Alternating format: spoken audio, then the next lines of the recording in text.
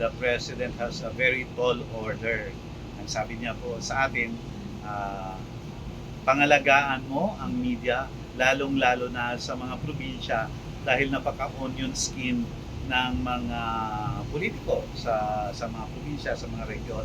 At ang sinasabi ng Presidente ay napakaliit ng community kaya napaka-vulnerable ng mga journalists na nasa mga probinsya. So napaka-tall order nun.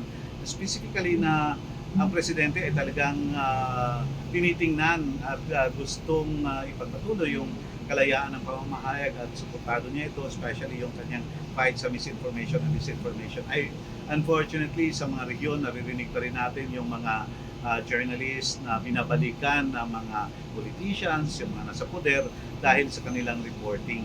At tayo naman po, kung may natatanggap na mga balita o natatanggap ng mga ulat mula sa mga region tungkol doon sa mga banta sa buhay ng mga journalist ay atin po talagang iniimbestigahan at hinahanap yung ugat ng mga banta na yun.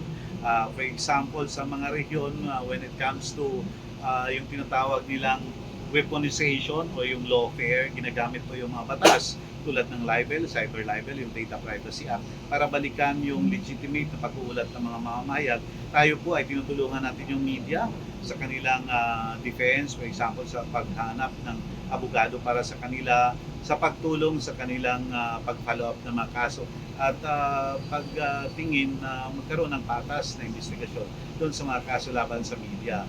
And we really encourage yung mga politicians, yung mga nasa poder na dapat intindihin yung trabaho ng media.